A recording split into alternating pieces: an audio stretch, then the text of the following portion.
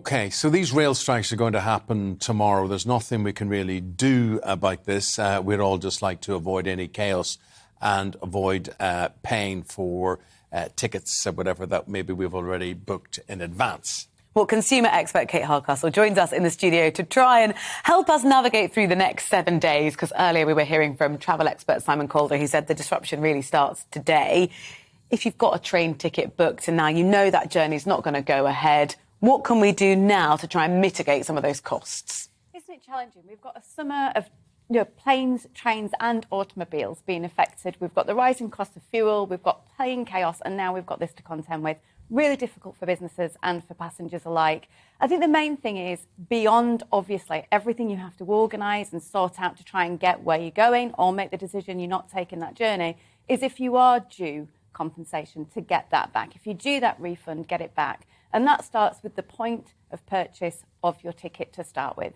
You've got to put some legwork in there, Rosie. This is actually about you doing more than just saying, well, you're on strike and filling a quick form in. You're going to have to know what happened to your train, what the details of your travel were. You're going to have to present pictures of your tickets. It's not simple, and particularly so if you don't use online forms. Delay repay and schemes like that are very much set up for an online audience, and therefore if you don't perhaps have online access, you're going to have to find someone to print those forms for you to repay, and that's going to take longer to get the refund. Also, just being able to look into a crystal ball and, think, what is this going to mean to my holiday, for instance? So, people may have planned rail trips to the Lake District or Wales or Yorkshire or wherever it happens to be, and they'll not know when these next strikes will take place. I think that's the thing. A lot of the time through the summer, we talk about getting some great deals on the rail network.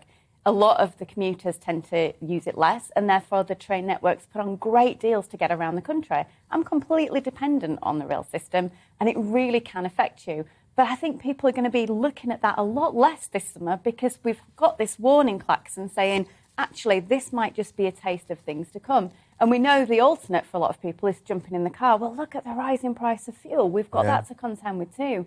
It's such a shame when people have spent 2 years not getting around and being mobile, and a lot of businesses depend on that. We inherit the situation as it is. Let's try and find some sort of glimmer of hope for anyone who wants to go on holiday. What would be your best advice if you wanted to book something with confidence, so that you either knew you were going to go on your trip, or that you'd get the money back if it was cancelled? Well, that's the first thing. Doing a bit of diligence and making sure when you're booking something, don't just look at the deal, understand what your rights might be around that. Obviously, when things are cancelled, you do tend to have some reclaim because you've not been able to facilitate the item you've booked. But it's not always as easy as this. A lot of these processes can take a long time. The travel centres are snarled up, and it's very difficult sometimes to reach someone. So try and buy yourself in a bit of reassurance. Maybe find out what your travel insurance might be. A lot of people have it through the bank account and they don't even realise. And the best thing to do, I think, if you're looking for cheap deals through the summer still, is to try and look at alternatives. I mean, really do look at things like house swaps, Airbnb, those type of other things outside of the usual network, maybe travelling on different days to the premium days.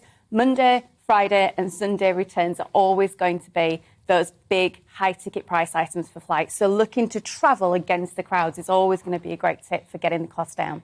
Yeah, OK, well, it's quite nice. You're actually making me, I was thinking, just stay at home. But there are solutions if you go looking for them. Absolutely, and you're always protected. Your rights are always there. I think it's just sometimes we've got to stay diligent. So always make sure you're taking pictures of tickets, don't throw anything away, and just be persistent. You have rights, so use them. Brilliant. Okay. Kate, thank you very much. Hardcastle, thank you very much indeed.